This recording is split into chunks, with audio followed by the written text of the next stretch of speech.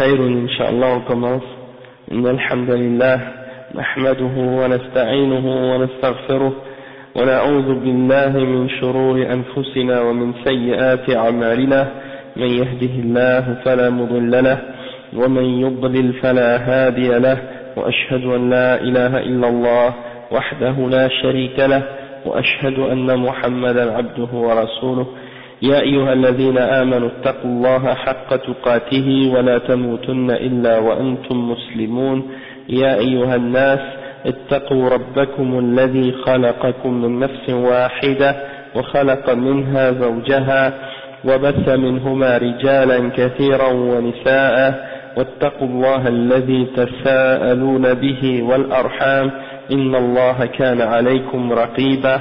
يا أيها الذين آمنوا اتقوا الله وقولوا قولا سديدا يصلح لكم أعمالكم ويغفر لكم ذنوبكم ومن يطع الله ورسوله فقد فاز فوزا عظيما. وإن خير الكلام كلام الله وخير الهدي هدي محمد صلى الله عليه وسلم. وإن شر الأمور محدثاتها وكل محدثة بدعة وكل بدعة ضلالة وكل ضلالة في النار. أما بعد. Donc aujourd'hui on va commencer, c'est le premier cours de l'explication du livre qu'on appelle Al-Usul Sitta, okay, les 6 principes, les 6 fondements, et ces 6 points que le Cheikh Mohammed ibn Abdul Wahhab a réunis, qui sont parmi les fondements de la religion, de l'islam, et c'est des points qui sont très importants à comprendre pour avoir une bonne compréhension de la religion musulmane. Et comme le Cheikh il le dit lui-même dans l'introduction, et Annie que c'est rendu, disons, il y a beaucoup de musulmans aujourd'hui qui ont, disons, mal compris la religion, et qui ignorent ces 6 fondements-là qu'on va expliquer dans les cours qui vont suivre, Inch'Allah. Et donc c'est très important de se les rappeler, de ces principes-là, et on va voir au fur et à mesure, Inch'Allah, que le cheikh n'a pas tort lorsqu'il explique que beaucoup de musulmans sont éloignés de ces 6 fondements qui sont parmi les plus importants dans la religion. Donc on va commencer tout de suite, on va pas perdre de temps, on va commencer tout de suite. Et avant de commencer, je voudrais juste faire un petit résumé du livre qu'on va expliquer aujourd'hui, parce que on va lire l'explication d'un des grands shuyukh et un des grands ulama qui est vivant actuellement, qui s'appelle Cheikh Ahmed al-Najmi. Et je voulais juste mentionner à son sujet quelques petites informations pour les frères qui ne le connaissent pas. Pardon? Non, les sœurs aussi, bien entendu, si elles sont en train d'écouter. Bon, alhamdulillah. Le nom du cheikh Ahmed al-Najmi, son nom complet c'est Cheikh Ahmed ibn Yahya ibn Muhammad ibn Shabir al-Najmi. Muhammad ibn Shabir, wa alaykum salam wa rahmatullahi wa barakatuh, al-Najmi. Et ce cheikh, il vient de la région de Jizan en Arabie Saoudite, ou Jazan, ok, Mantiqat Jazan. C'est le sud de l'Arabie Saoudite, près du Yémen. Jazan. Le cheikh est né dans un village qui s'appelle Al-Najjamiya. Et c'est probablement pour ça qu'on l'appelle Al-Najmi. Il est né le 22 du mois de Shawwal. Al-Najjamiya. Najjamiya. Il est né le 22 du mois de Shawwal 1346. Et puis il a étudié Actuellement, c'est lui le cheikh, disons le mufti du sud, de la région du sud de l'Arabie Saoudite. Il a étudié avec un grand nombre d'ulama de la région d'où il vient, entre autres parmi les plus connus, Cheikh Hafiz al-Hakami, et aussi le cheikh Abdullah al-Qara'awi. Donc il a étudié avec parmi ces deux chouyoukh-là, et également il a étudié avec l'ancien mufti, Cheikh Abdelaziz ibn Baz, et également avec le mufti qui l'a précédé, c'est-à-dire le Cheikh Mohammed ibn Ibrahim al-Sheikh. Donc ça c'est parmi les chouyoukh qui ont étudié avec lui, avec qui il a étudié, et parmi les élèves qu'il a eu, il a des nombreux élèves. Wa alaykoum salam wa rahmatullah. Cheikh, il a de nombreux élèves, mais parmi les plus connus, on va juste en mentionner 3 ou 4. Il y a le Cheikh Rabi' ibn Hadi al-Madkhali, qui est un de ses élèves, que tout le monde connaît. Le Cheikh Zayd ibn Muhammad ibn Hadi al-Madkhali, qui est également un de ses élèves. Le Cheikh Mohammed ibn Hadi al-Madkhali, aussi qui est un autre de ses élèves. Et c'est tous des chouyoukh qui viennent de cette région aussi, du sud de l'Arabie Saoudite. Donc c'est normal un peu qu'ils aient étudié avec ce cheikh.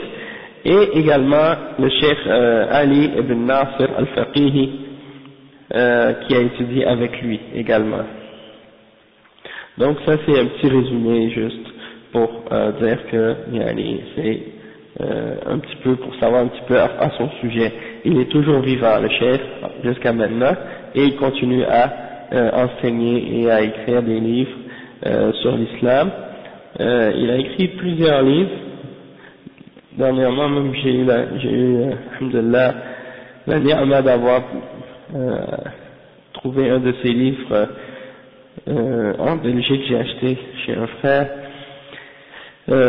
Masha'Allah, un livre sur le fiqh, l'explication de Umdatul Ahkam, les hadith al-Ahkam, c'était 5 volumes, très intéressant, Masha'Allah.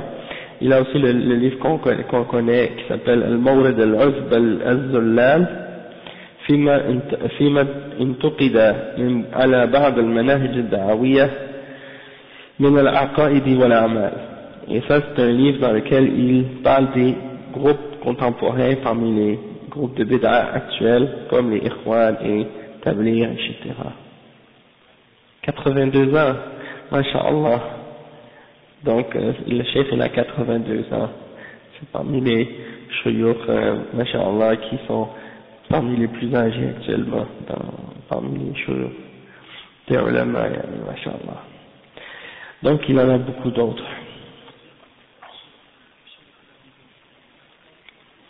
Ok, ça commence comme ça. Bismillahir Rahmanir Rahim. من أعذب العجاب وأكبر الآيات الدالة على قدرة الملك الغلاب 6 أصول بينها الله تعالى بيانا واضحا للعوام فوق ما يظن الظنون ثم بعد هذا غلط فيه كثير من أذكياء العالم وعقلاء بني آدم إلا أقل القليل. Donc, ça c'est l'introduction du chef Mohammed ibn Abdul Wahhab. Il dit parmi les choses les plus étonnantes et parmi les plus grands signes qui montrent la toute puissance de Allah subhanahu wa ta'ala, qui est Al-Malik, le maître, Al-Ghallab, celui qui prend le dessus sur toute chose. 6 usulin, 6 fondements que Allah a clarifiés d'une clarification claire et totale dans son livre pour tous les musulmans. Et il dit l'awam. L'awam, et ça c'est un terme qu'on entend souvent. Des fois on entend parler de l'awam, quand les ulama ils parlent, des fois ils disent l'awam. Qu'est-ce que ça veut dire l'awam? C'est les musulmans, on utilise ça pour parler quand on parle des musulmans qui qui ont pas de connaissance des détails de la charia ou de l'islam. Toutefois, le cheikh Mohammed ibn Hadi al-Madkhali, il met une note en bas de page et il explique que le cheikh al-Najmi, il a expliqué ce mot-là, parce que le awam c'est le pluriel, ok, mais le singulier c'est al-ammi. Al-ammi, et qu'est-ce que ça veut dire? Al-ammi huwa man la yaqra wa la yaktub. Al-ammi c'est qui? C'est celui qui ne sait ni lire ni écrire. Donc quand vous entendez parler des ulama qui disent qu'ils font une distinction entre al-awam, les awam c'est les gens ordinaires, al-ammi avec un ya à la fin. Non. Donc ça c'est pour distinguer ceux qui sont des awam et ceux qui ont une capacité de comprendre et d'apprendre et d'étudier. Donc l'awam, c'est des gens qui ne savent ni lire ni écrire, des gens simples qui ne savent ni lire ni écrire, connaissent pas les détails de la charia, connaissent seulement des choses élémentaires de la religion. Donc après il dit donc, Allah il a clarifié clairement ces fondements-là, non seulement pour les ulama et pour les gens qui ont du ilm et tout ça, mais même pour les awam, même pour les gens qui savent lire et écrire, sont capables de connaître et de comprendre ces fondements-là. Encore mieux et encore plus clair que ce que peuvent s'imaginer certains qui se font des fausses idées parfois au sujet de ces fondements-là parfois. Et il dit que par la suite, il y a beaucoup parmi les gens très intelligents dans ce monde, parmi les fils d'Adam qui se sont trompés et qui ont fait des erreurs au sujet de ces 6 fondements-là, et c'est seulement un petit nombre d'entre eux qui ont réussi à se sauver de ces erreurs-là. Donc ça c'est l'introduction du cheikh Mohammed ibn Abdul Wahhab. Et donc il commence tout de suite avec le premier fondement. Il dit Al-Asl al-Awwal. Al-Asl al-Awwal إخلاص الدين لله تعالى وحده لا شريك له وبيان ضده الذي هو الشرك بالله وكون أكثر القرآن لبيان هذا الأصل مع وجوه شتى بكلام يفهمه أبلد العامة ثم لما صار على أكثر الأمة ما صار أظهر لهم الشيطان الإخلاص في صورة تنقص الصالحين والتقصير في حقهم وأظهر لهم الشرك بالله في صورة محبة الصالحين واتباعهم في صورة محبة الصالحين واتباعهم. Donc, on va expliquer c'est quoi ce premier fondement-là. En passant, ce premier fondement, on l'a expliqué quand j'étais en France, à Bordeaux.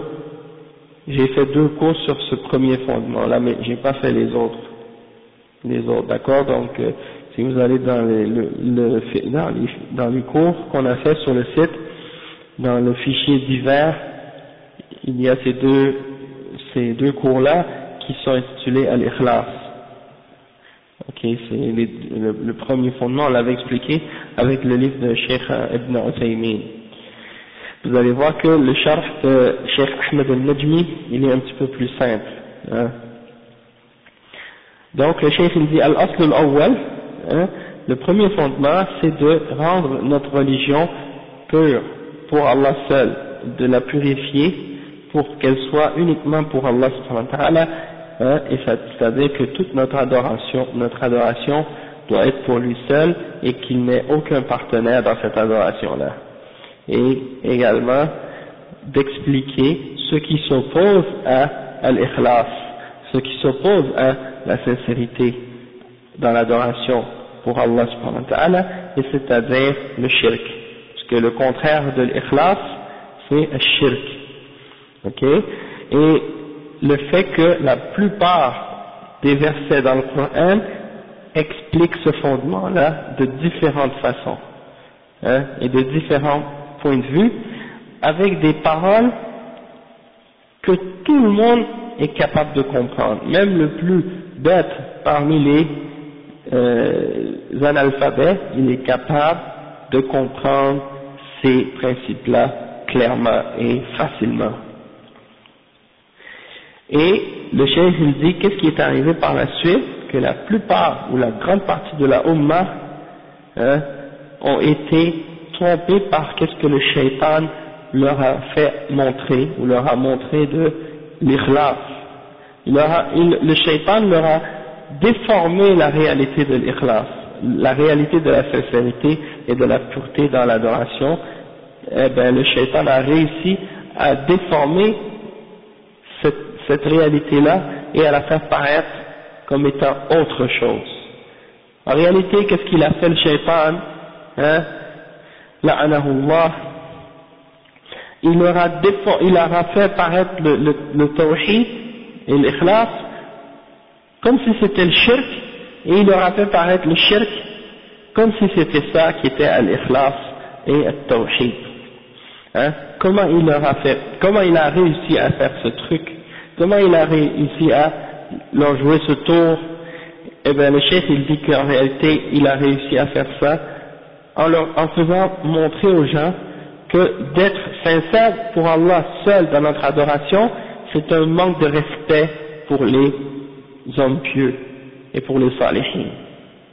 C'est-à-dire que si tu voues ton culte et ton adoration et ton dua et ton amour et ta crainte et ton espoir et tous les actes d'adoration que tu fais uniquement pour Allah subhanahu wa ta'ala lui seul, tu as manqué de respect et tu as manqué de l'honneur qui revient aux hommes pieux et aux saints, etc. Donc, le shaitan, il a réussi à les tromper de cette façon-là, et il leur a fait croire que, il leur a fait croire que le shirk, donc, أظهر لهم الشرك بالله في صورة محبة الصالحين وأتباعهم. C'est comme s'il leur a fait croire que d'aimer de suivre les hommes pieux et les saints et de les invoquer en dehors d'Allah et de les adorer en dehors d'Allah, ça c'est pas shirk. Et que l'ikhlas, c'est de vouer un culte à ces hommes pieux-là. Là, ils ont renversé la religion. Là, on va lire maintenant qu'est-ce que le Cheikh Ahmad al-Najmi a dit à ce sujet-là.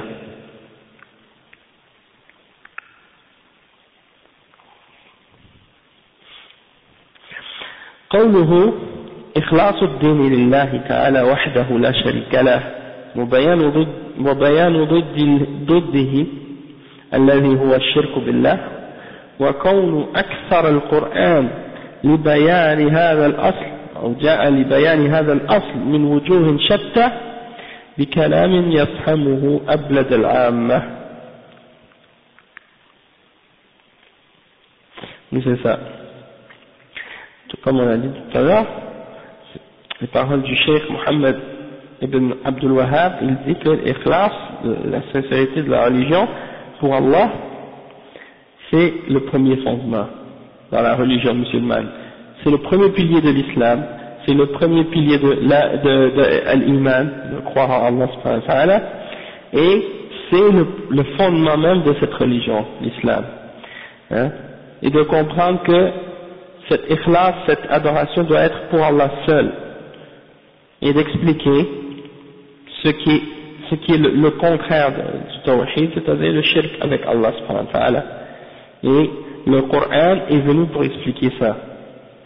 C'est la plupart des versets dans le Coran est venu pour expliquer ce fondement-là de différentes façons, avec des paroles que tout le monde est capable de comprendre. Maintenant, le cheikh, il explique ce passage-là. Il dit, Al-Ikhlasu lillahi huwa al-qa'idatu al-'azima min qawa'id ad-din allati yanbani 'alayha wa yasluhu al-mutaba'a فالدين يقوم على هذين الأصلين إخلاص الدين لله تعالى وحده لا شريك له ومتابعة رسوله صلى الله عليه وسلم فلا يقبل عمل إلا بتوفر هذين الشرطين فيه فمن عمل عملا لم يؤسس على هذين الأصلين فإن عمله يكون مردودا عليه حتى ولو أخل بواحد منهما فمن أخلص لله ولكنه لم يتابع رسول الله صلى الله عليه وسلم فإن عمله باطل لعدم المتابعة ومن تابع الرسول صلى الله عليه وسلم فقط ولم يخلص لله فإن عمله باطل أيضا لعدم الإخلاص فمن الأدلة على الإخلاص قوله تعالى. On va expliquer cette partie, puis on va continuer avec les explications et les preuves qu'il a mentionnées. Il dit que l'ikhlas c'est le fondement le plus grand dans cette religion-là, parmi tous les autres fondements sur lesquels est basée la religion. Et il y a un autre principe, un autre fondement qui vient après ce fondement-là, et c'est al-mutaba'a, c'est-à-dire de suivre l'exemple du prophète sallallahu alayhi wa sallam dans l'adoration.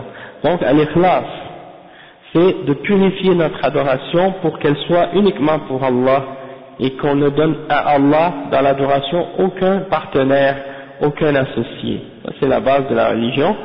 Et le deuxième fondement, comme le cheikh il explique, c'est de suivre l'exemple du prophète Mohammed sallallahu alayhi wa sallam dans la façon dont on adore Allah subhanahu wa ta'ala.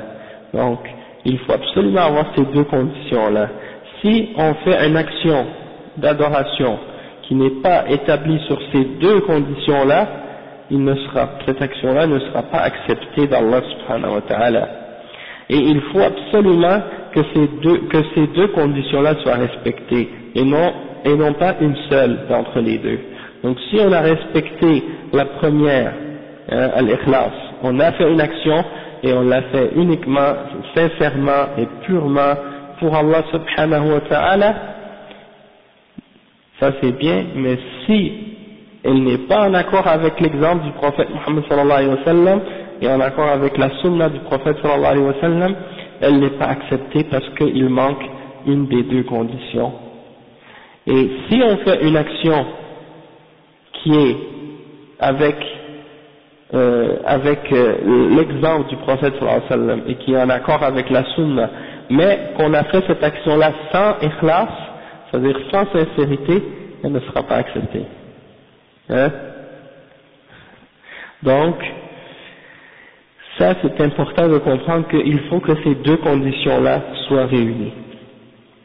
Et quand on dit qu'il faut qu'on aille à l'ikhlas, c'est pas uniquement dans la prière et le dua et le jeûne, mais dans tous les aspects des actions de notre vie. Parce qu'on doit faire en sorte que toute notre vie soit une ibadah, que tous les aspects de notre vie soient une adoration pour Allah subhanahu wa ta'ala. C'est pas juste la prière et le jeûne et les 5 piliers de l'islam, mais tout qu'est-ce qu'on fait dans notre vie en entier, du lever jusqu'au coucher, doit être une adoration, sans exception. C'est-à-dire, il n'y a pas des actions qu'on fait dans notre vie qui doivent sortir de l'adoration et qui doivent sortir de l'ordre d'Allah subhanahu wa ta'ala. Wa alaykum salam wa rahmatullahi wa barakatuh. Tout ce qu'on dit, chaque parole qu'on dit, on devrait la dire pour plaire à Allah subhanahu wa ta'ala. Et également, chaque action qu'on fait, on devrait la faire pour qu'elle soit en accord avec l'ordre d'Allah subhanahu wa ta'ala.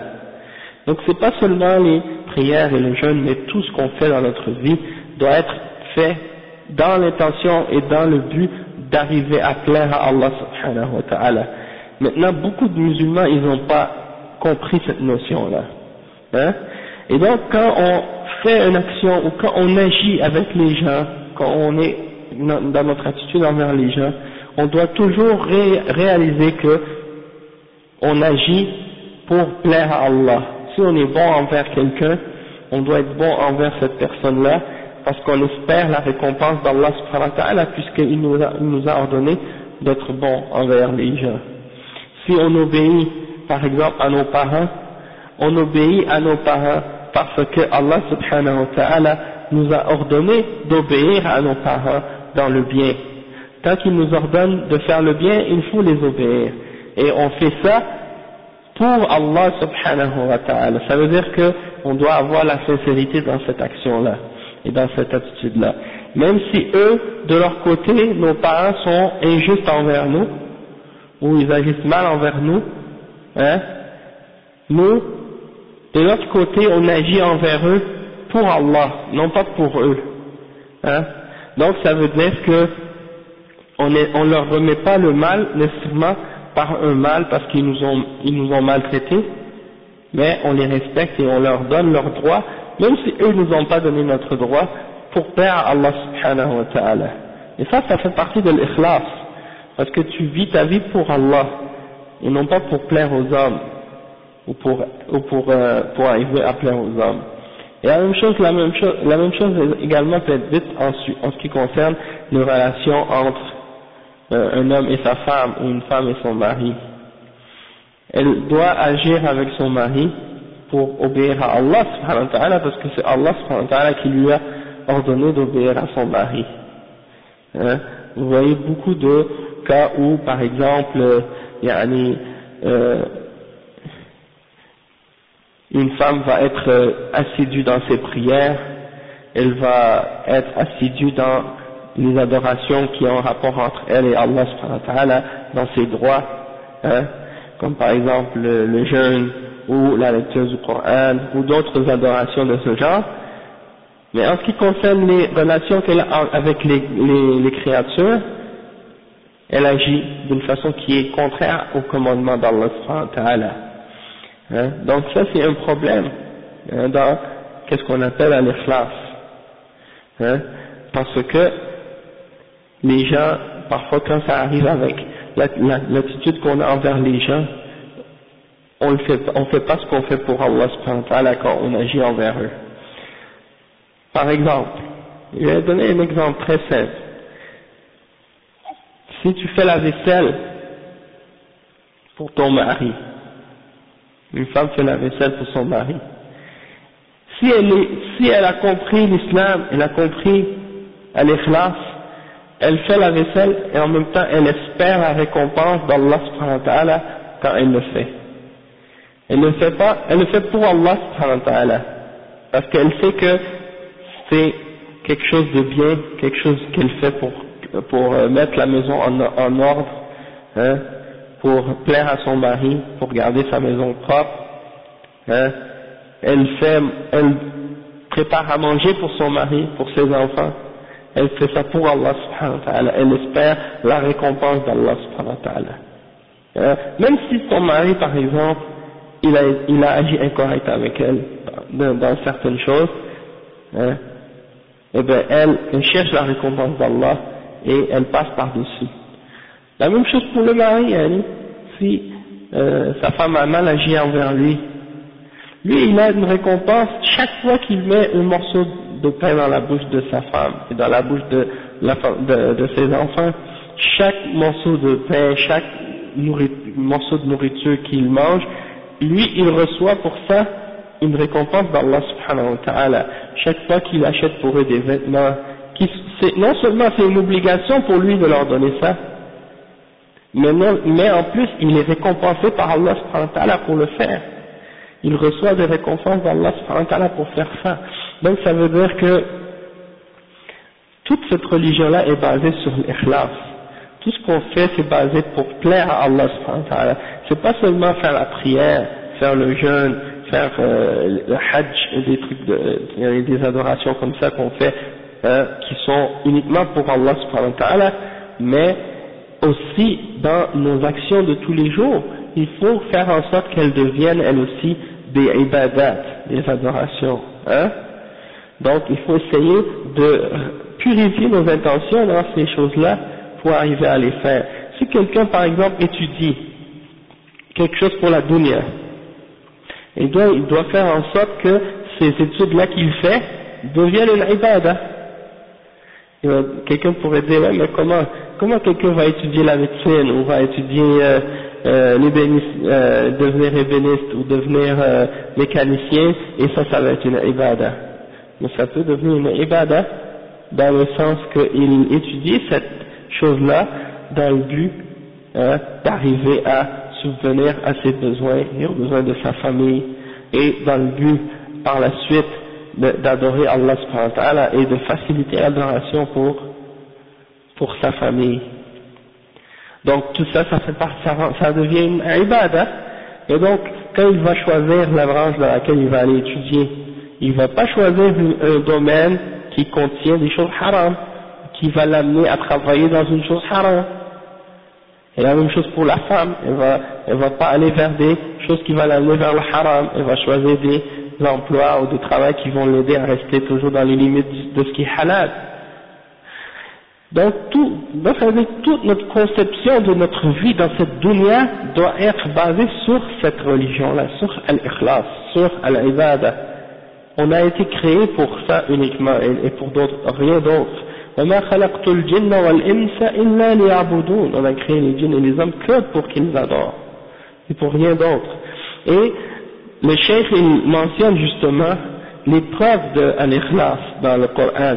Il dit قُلْ إِنَّ صَلَاتِي وَنُسُكِي وَمَحْيَايَ وَمَمَاتِي لِلَّهِ رَبِّ الْعَالَمِينَ لا شريك له وبذلك أمرت وأنا أول المسلمين.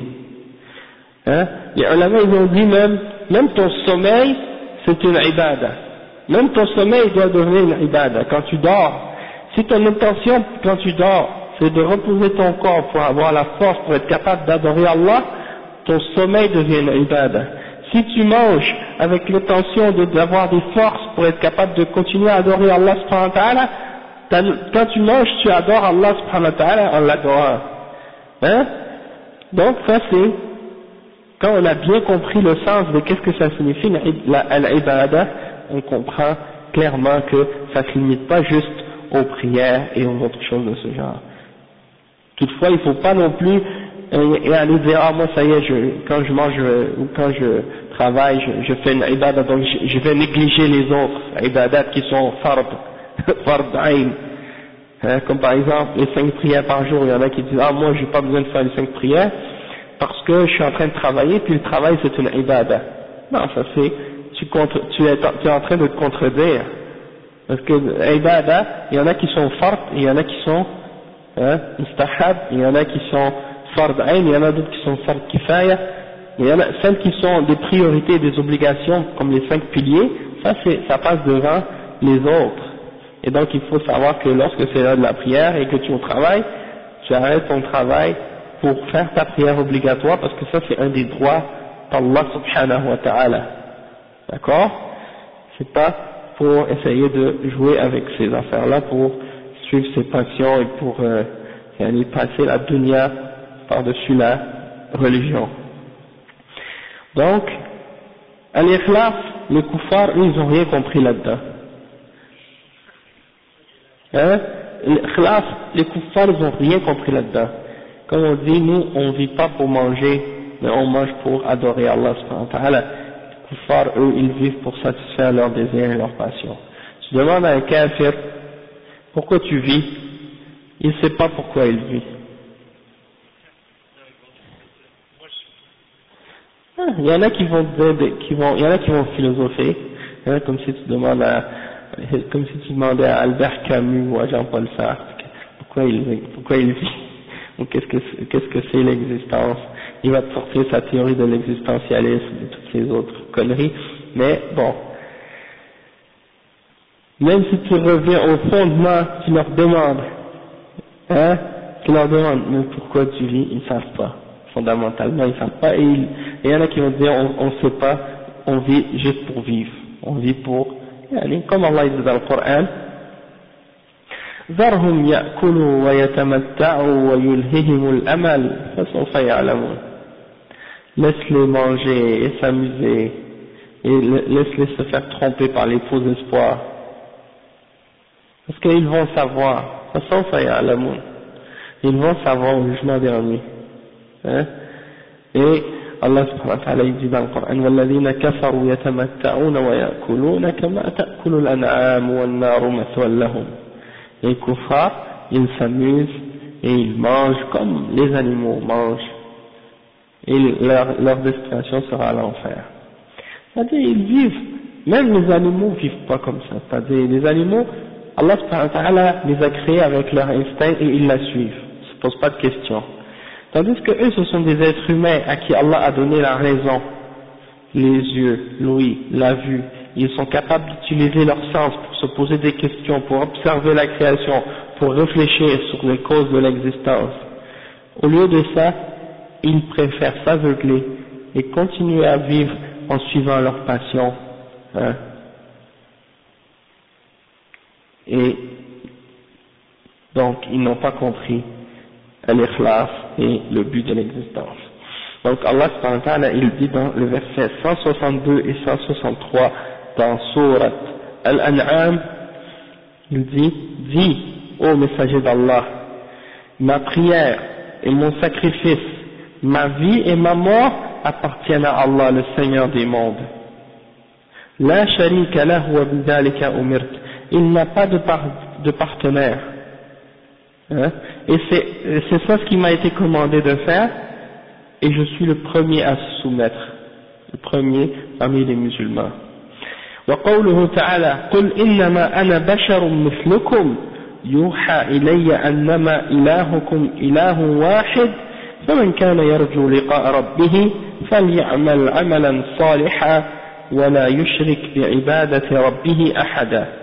Cheikh il mentionne un autre verset, c'est le verset 110 dans Surat Al-Kahf, et ça dit, ô messager d'Allah, aux mouchriquins et aux gens, je ne suis qu'un homme comme vous, à qui on a révélé que votre Seigneur ou votre Dieu, votre divinité, celui que vous devez adorer, n'est qu'une seule divinité. Il n'y a rien qui mérite d'être adoré à part lui. Donc celui qui espère la rencontre avec son Seigneur, avec son Rabb, Allah subhanahu wa ta'ala, alors qu'il fasse des bonnes œuvres. Amalan saliha. Et quand on dit amalan saliha, ça veut dire quoi? Ça veut dire que tes actions, elles doivent être sincères et qu'elles doivent être en accord avec l'exemple du prophète sallallahu alayhi wa sallam, et que tu ne dois rien associer dans ton adoration pour ton Seigneur. Tu ne dois associer personne avec Allah subhanahu wa ta'ala dans ton adoration. Ça, c'est les fondements de cette religion. Quand on parle de la religion avec des gens aujourd'hui, parmi les musulmans, ils parlent jamais de ça. Illa ma rahim Allah. Illa ma rahim Allah. Quand tu fais des actions, tu fais des prières, tu fais tes jeûnes, tu fais plein d'actions, c'est bien, c'est beau de les avoir fait, mais est-ce que Allah subhanahu wa ta'ala va les accepter? C'est ça le plus important. Parce que tu peux faire plein d'adorations, ça ne veut pas dire qu'elles sont correctes, ça ne veut pas dire qu'elles sont acceptées. Et il y en a des gens, ils agissent avec Allah subhanahu wa ta'ala comme s'ils lui font une faveur en l'adorant. Ils agissent avec Allah subhanahu wa ta'ala comme s'ils font à Allah subhanahu wa ta'ala une faveur. Oh Allah, j'ai fait la prière aujourd'hui, alors il faut que tu me donnes cette chose. J'ai fait ça pour toi, ya Allah, alors je dois avoir le succès dans ce que je veux. Et ils agissent avec Allah subhanahu wa ta'ala comme s'ils cherchent une faveur.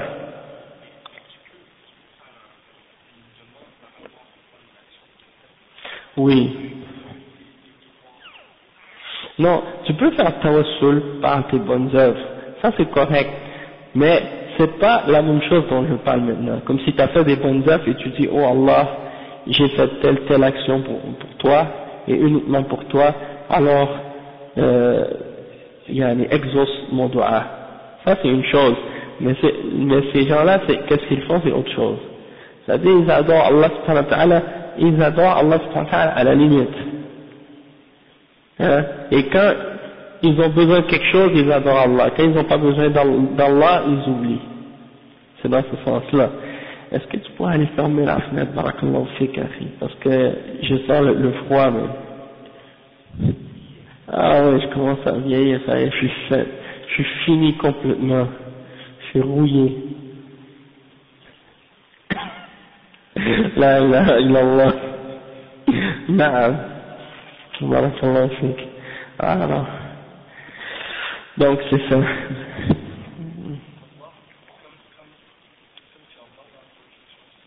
Oui, c'est ça.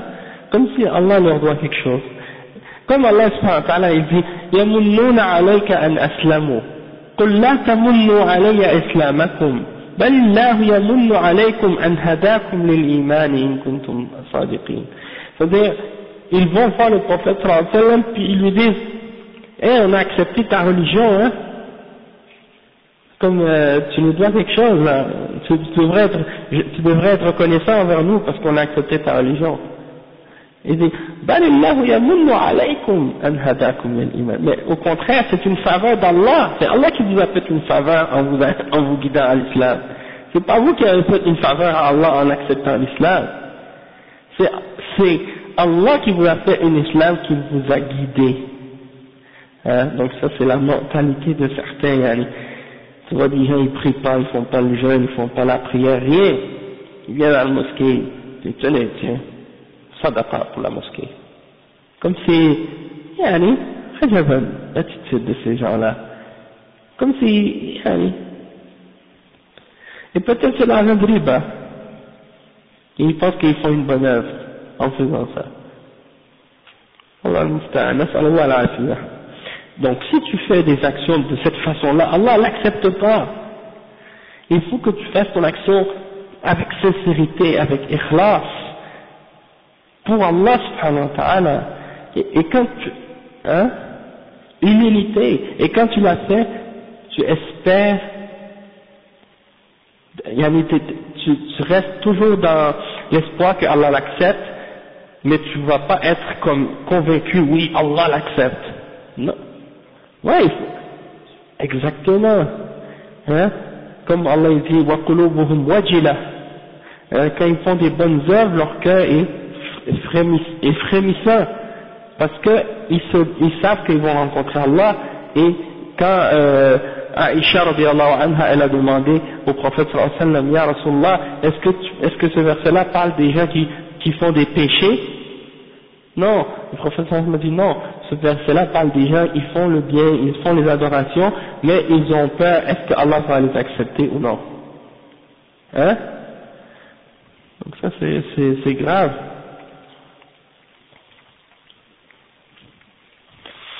Donc ça c'est le verset qui est utilisé toujours comme une preuve. Tu vas apprendre.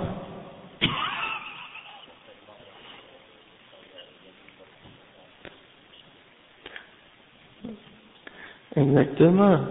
C'est comme on dit, l'appétit vient en mangeant. Si tu apprends l'arabe, commence par lire, essayer de lire, et puis après tu vas avoir le goût peut-être de l'apprendre. C'est ça, Inch'Allah, petit à petit tu vas comprendre. Bon, là, ce verset-là c'est pour nous expliquer, il contient les deux fondements, al-ikhlas et al-mutaba'a. C'est pour ça que les ulama, ils le mentionnent tout le temps. Le surat al-Kahf. Et l'autre c'est pour al-ikhlas, dans les actions. Le cheikh a mentionné un autre verset, il dit وَمَا أُمِرُوا إِلَّا لِيَعْبُدُوا اللَّهَ مُخْلِصِينَ لَهُ الدِّينَ حُنَفَاءَ وَيُقِيمُوا الصَّلَاةَ وَيُؤْتُوا الزَّكَاةَ وَذَلِكَ دِينُ الْقَيِّمَةِ. Le cheikh il mentionne le verset dans surat al-Bayyinah qui dit et on leur avait ordonné que d'adorer Allah en lui vouant un culte pur et sincère comme étant hunafa, des gens qui qui se sont voués et tournés vers Allah seul, et qui se sont détournés des idoles et de tout ce qui est adoré en dehors d'Allah subhanahu wa ta'ala, et d'établir la salat et de donner la zakat. Et voilà la religion de la droiture. Voilà la religion de la droiture.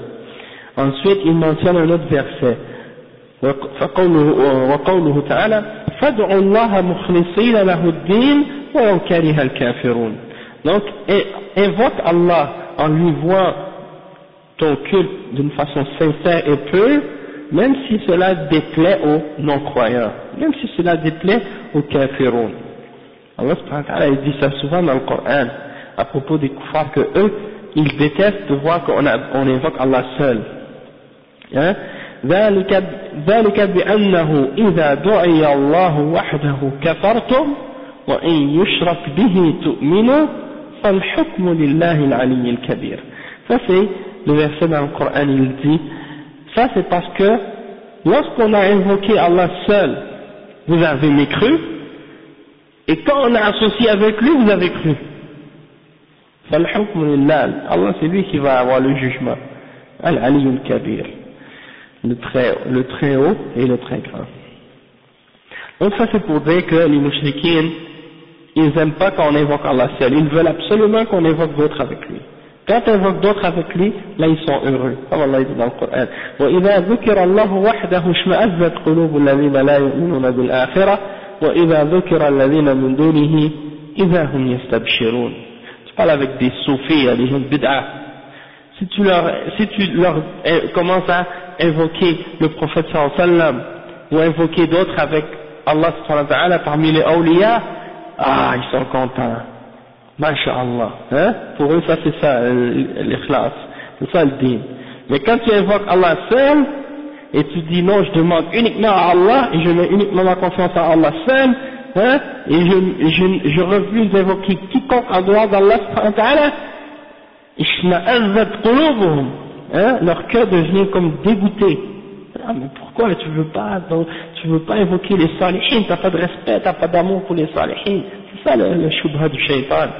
Donc le cheikh dit والأدلة على هذا كثيرة وأكثر الصور المكية آياتها في حوار مع المشركين وبيان بطلان دينهم والاستدلال على إبطاله وبيان أن معبوديهم وهي الآلهة التي يعبدونها لا تملك شيئا لقوله تعالى والذين من دونه ما يملكون من قطمير.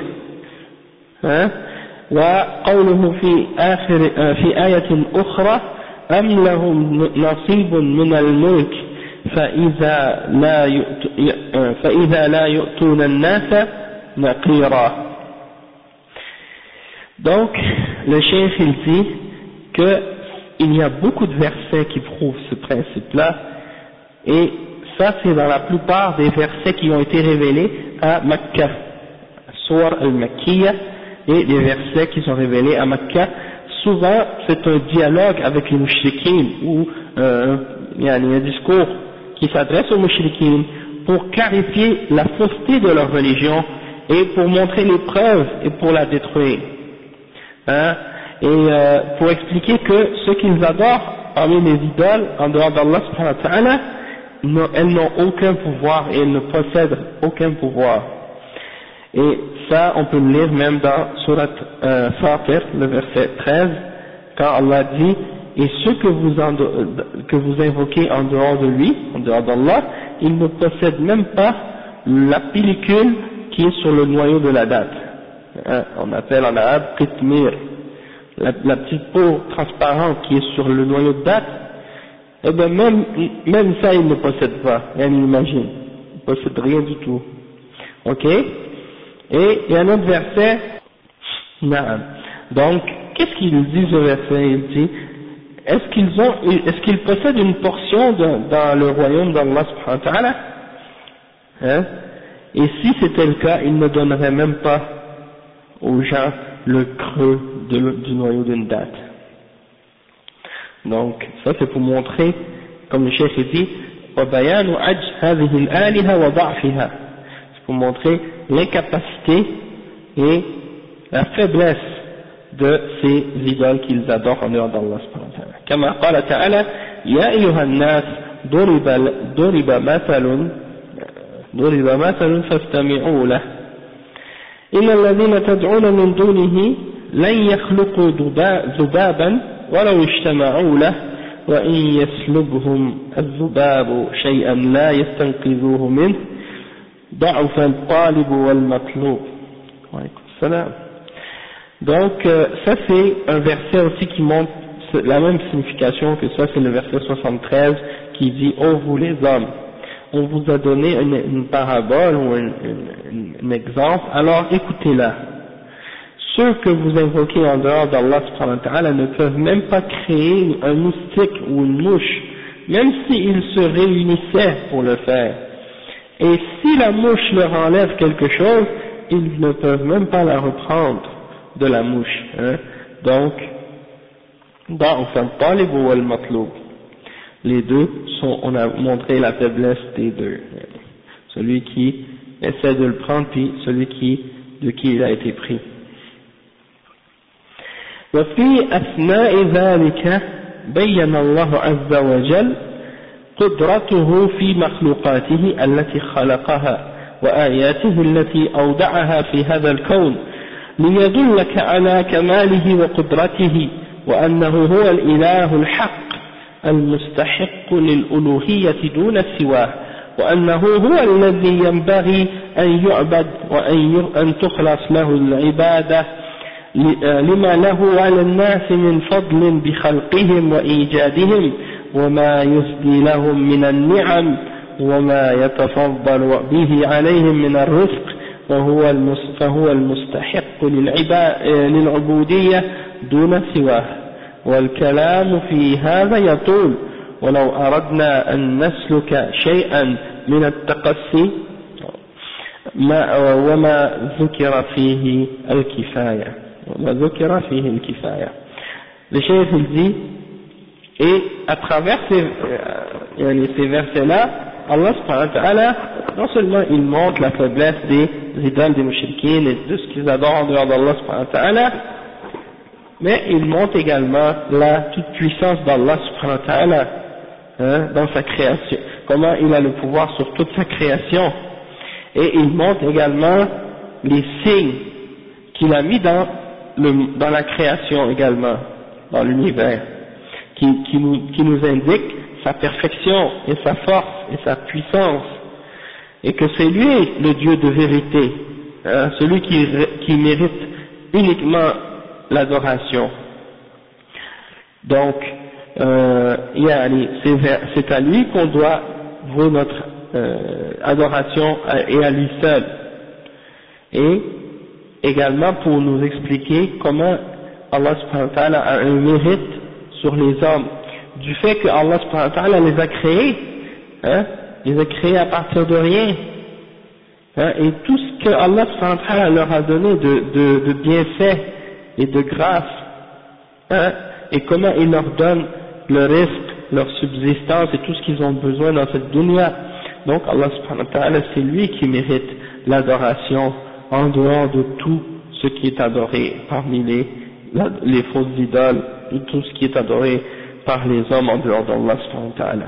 Donc, le cheikh il dit que de parler de ce sujet-là, c'est un sujet qui est long, parce qu'il y a beaucoup de preuves et beaucoup de versets, beaucoup de choses à dire là-dessus, mais il dit que ce qu'on a mentionné à ce sujet-là, c'est suffisant. Et ça, c'est quelque chose de réel. Des fois, une fois, je me souviens, il y a un musulman une fois qui m'a posé la question, il m'a dit, mais toi, parce que lui, il priait pas régulièrement, il priait, mais il priait pas régulièrement.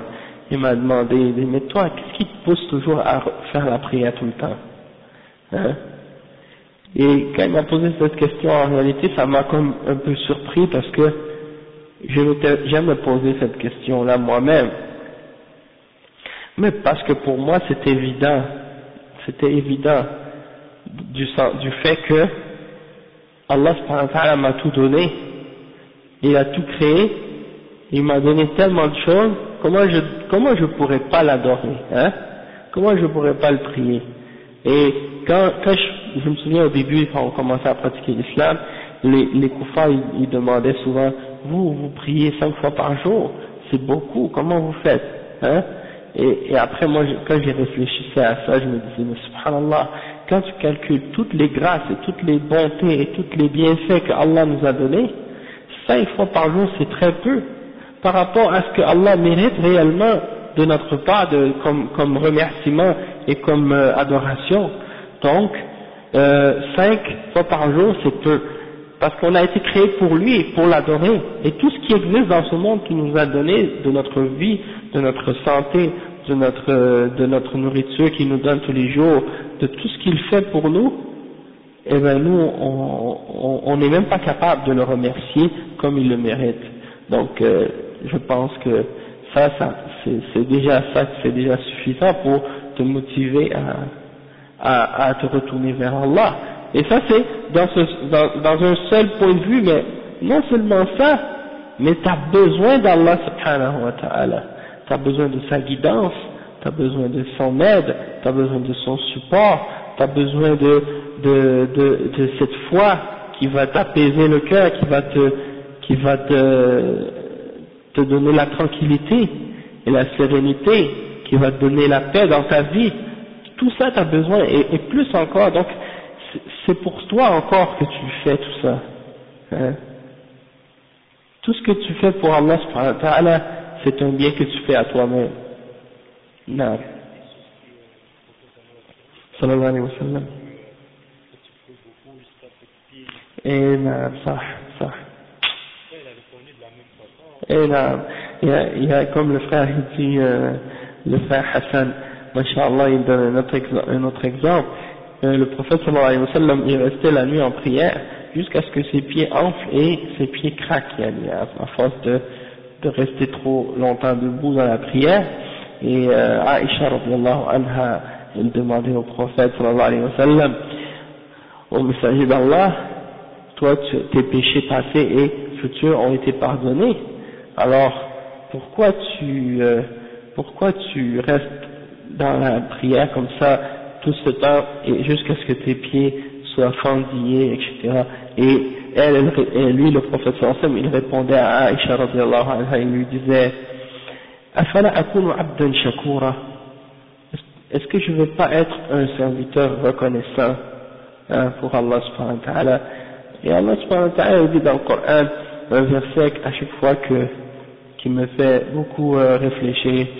Allah dit وَأَنْ لَيْسَ لِلْإِنسَانِ إِلَّا مَا سَعَى وَأَنَّ سَعْيَهُ سَوْفَ يُرَى ثُمَّ يُجْزَاهُ الْجَزَاءَ الْأَوْفَى dans Surat Al-Najm.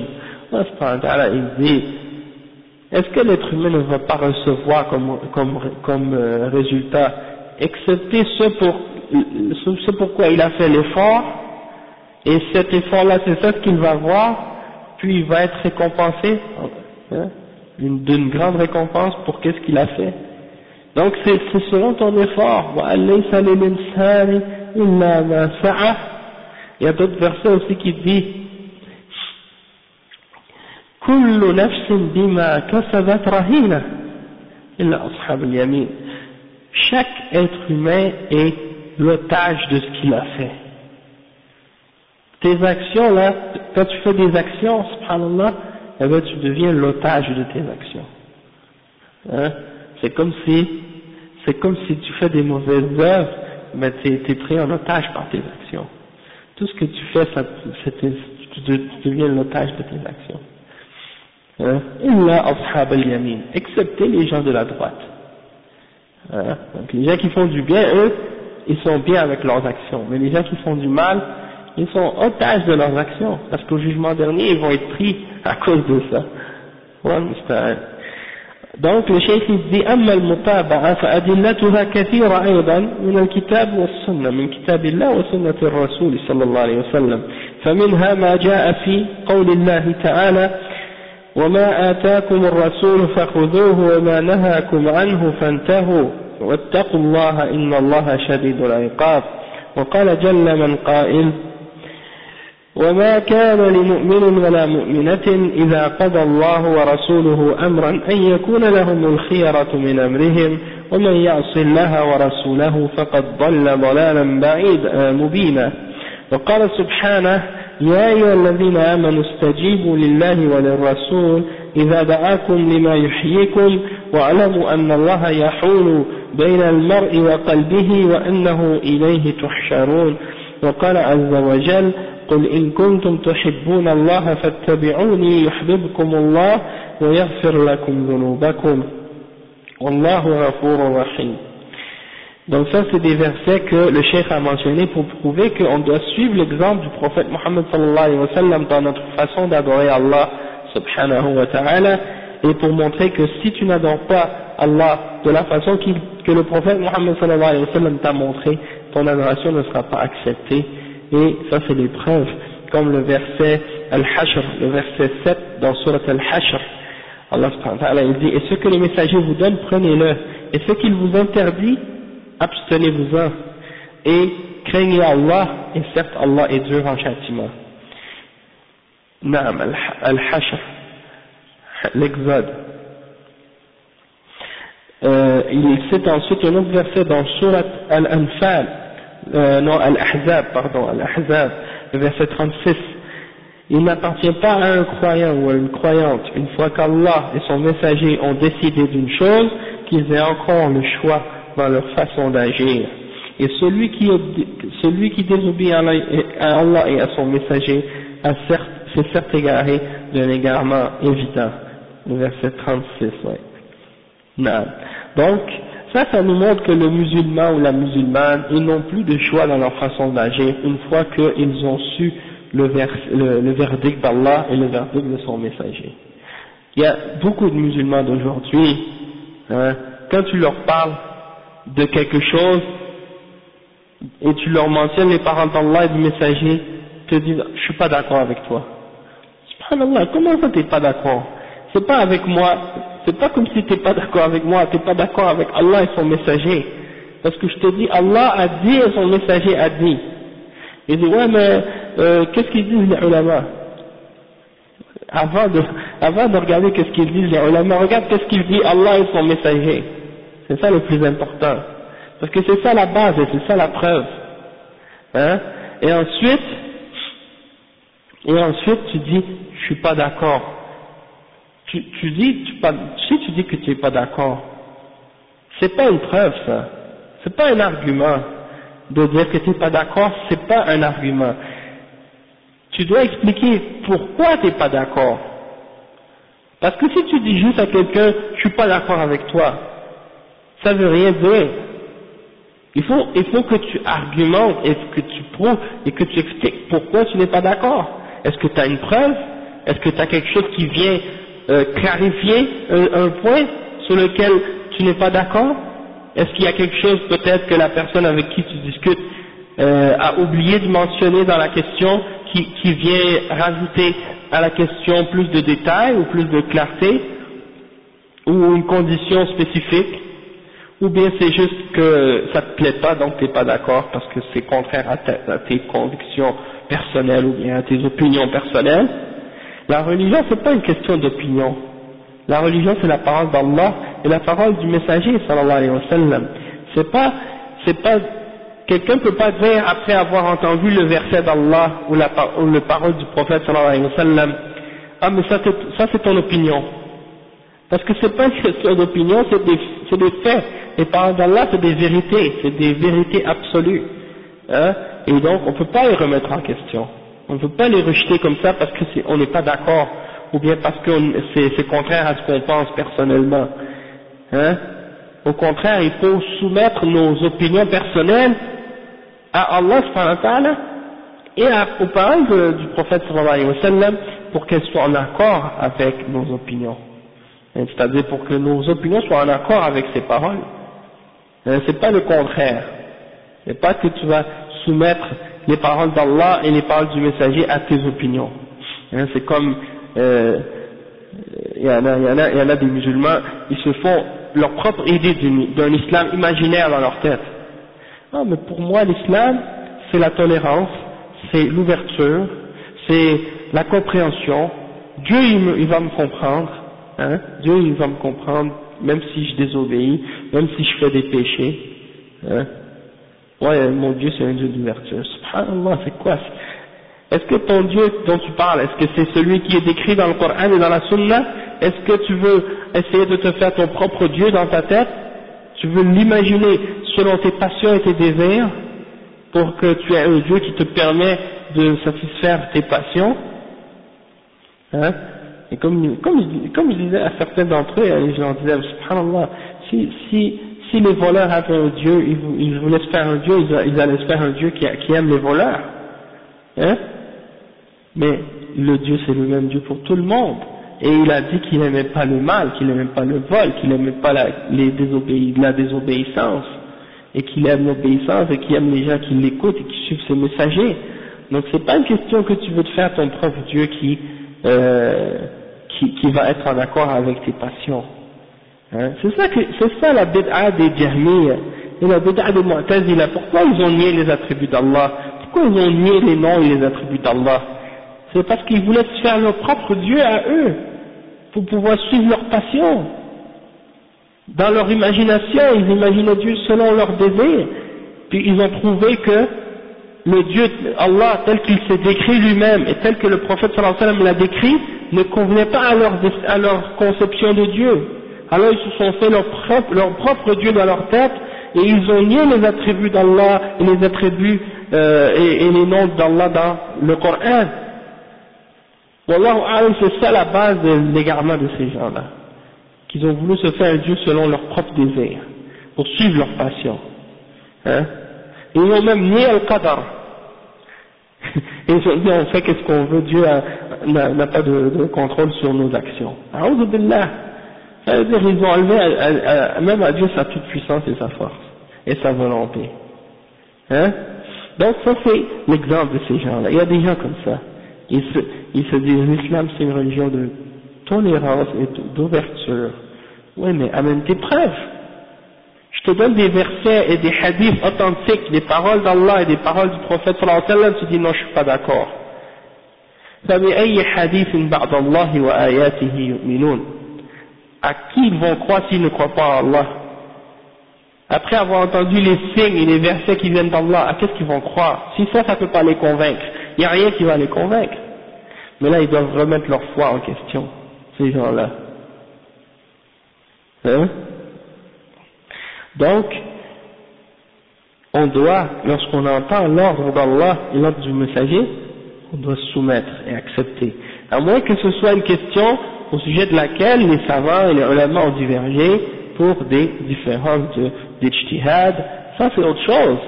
Ça c'est autre chose, on peut diverger. Les ulama ont divergé sur certaines choses, mais ça c'est des gens qui ont du ilm, c'est des gens qui ont de la connaissance de l'islam, et ils savent sur quelles questions on peut diverger et sur quelles questions on ne peut pas diverger. Mais quelqu'un ne peut pas venir sur un sujet qui est un principe fondamental de l'islam, sur un principe de aqida ou de fondement des croyances de l'islam, puis dire non, ça c'est contraire à mes opinions personnelles, c'est contraire à mes idées, c'est contraire à ma conception. Quelle conception, hein? Et la plupart, tu vois, c'est des gens qui ont aucune connaissance de la religion, mais c'est des gens, soi-disant, des islamologues ou des gens cultivés, des gens qui ont lu un petit peu, et puis ça y est, ils s'imaginent qu'ils ont compris l'islam, ils se basent sur des philosophes ou d'autres idéologies, puis ils essaient d'interpréter l'islam comme ça. Allah, le cheikh, il a mentionné un autre verset qui est le verset 24 dans Surat Al-Anfal. Et ce verset-là, il dit: ô les croyants, répondez à Allah et à son messager lorsqu'il vous appelle à ce qui va vous donner la vie. Hein? La foi, c'est ce qui nous donne la vraie vie. Hein? إِذَا دَعَاكُمْ لِمَا يُحْيِيكُمْ. Hein? La foi, c'est ça qui donne la vie à quelqu'un.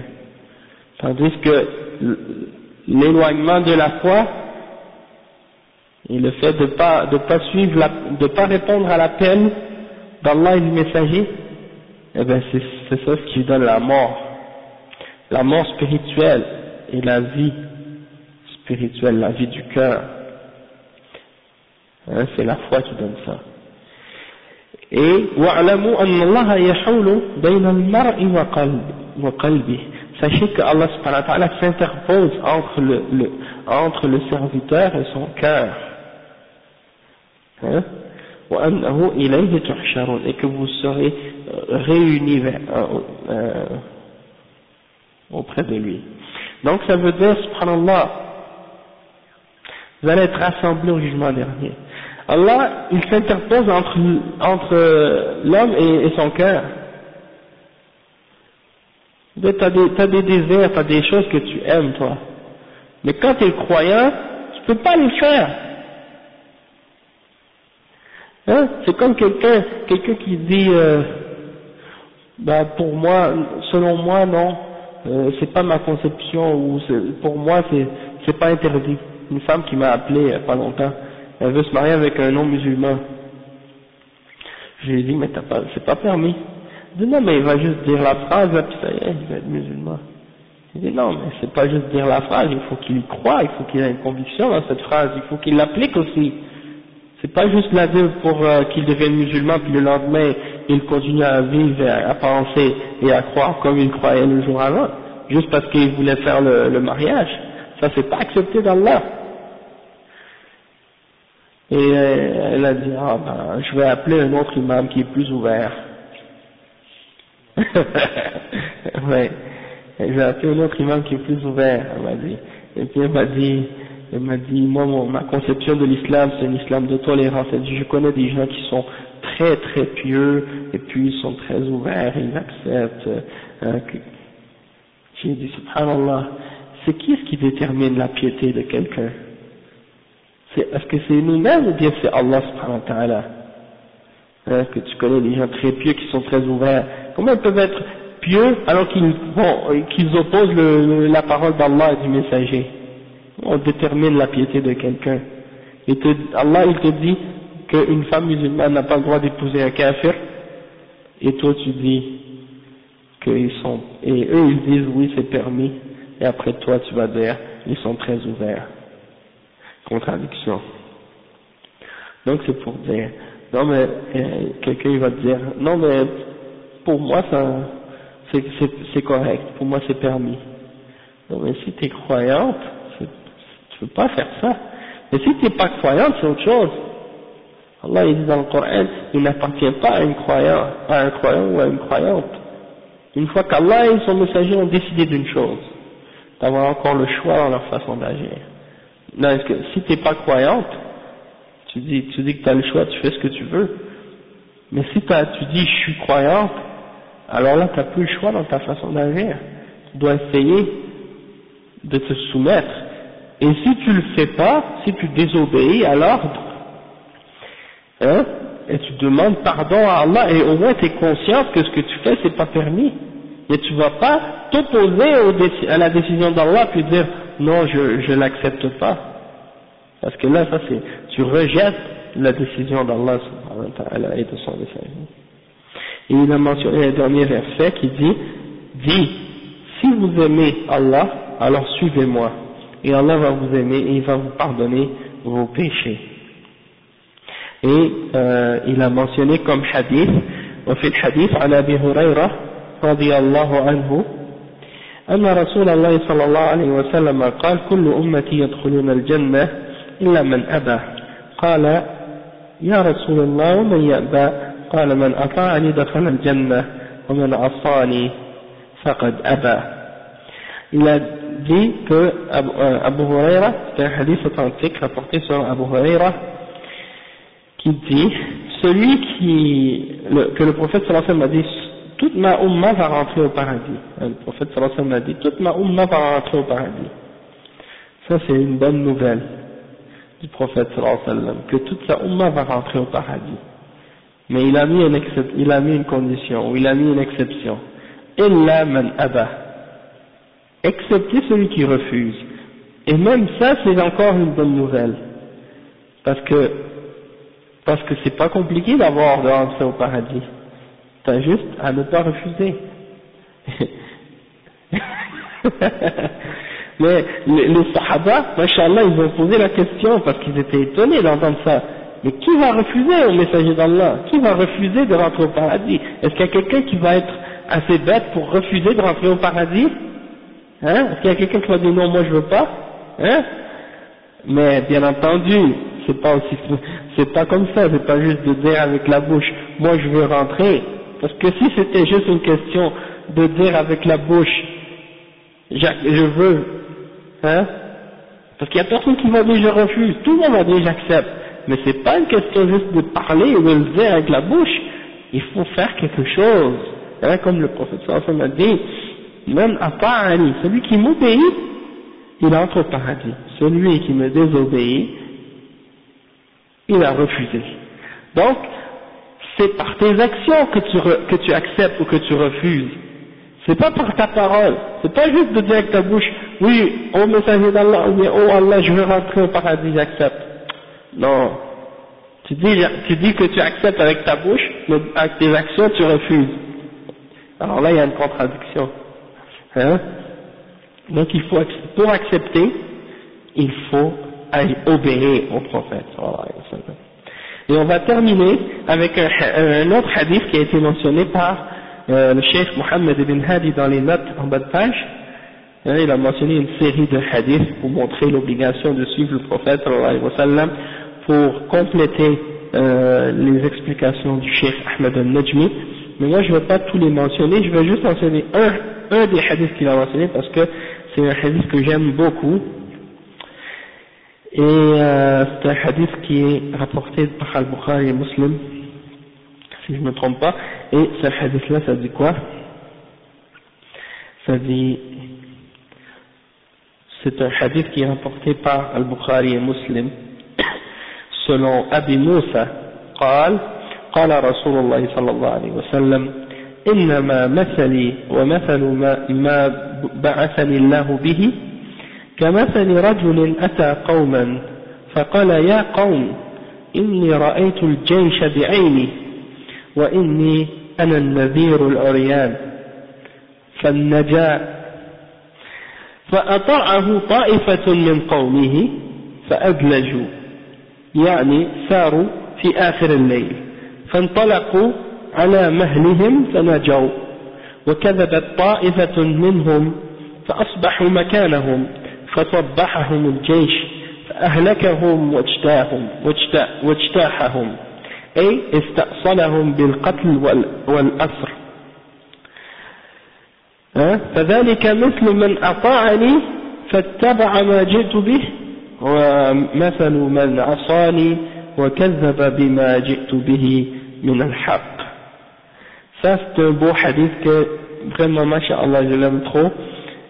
Il est rapporté par Al-Bukhari et Muslim selon Abu Moussa radiyallahu anhu. Il a dit que le messager d'Allah sallallahu alayhi wa sallam a dit l'exemple, ou bien mon exemple et l'exemple de ce avec quoi Allah m'a envoyé, c'est comme l'exemple d'un homme qui dit ô mon peuple, j'ai vu l'armée qui arrive avec mes propres yeux.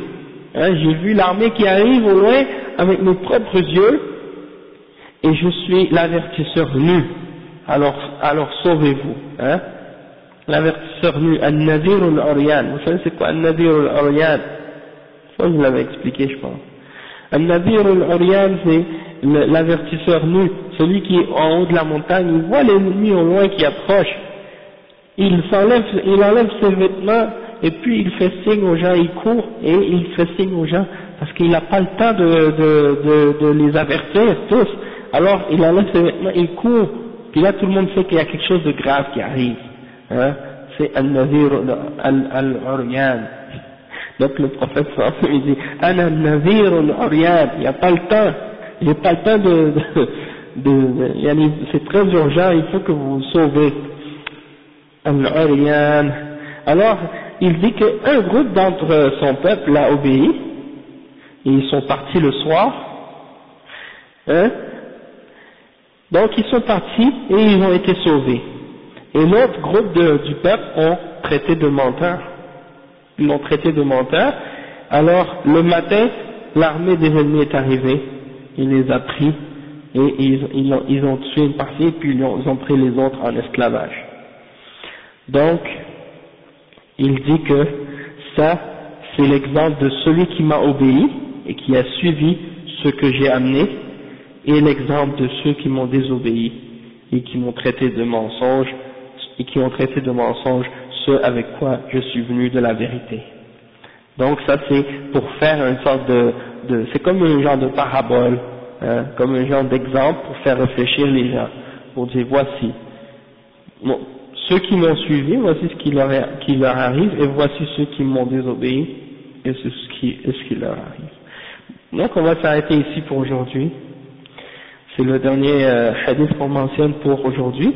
On continuera mercredi prochain, bi'idhnillah, la suite de l'explication de ce premier fondement, et on va probablement commencer aussi le deuxième fondement en même temps, Inch'Allah. Donc on va s'arrêter. Subhanaka Allahumma wa bihamdik, ashhadu an la ilaha illa ant, astaghfiruka wa atubu ilayk. Wa alaykum salam wa rahmatullahi wa barakatuh.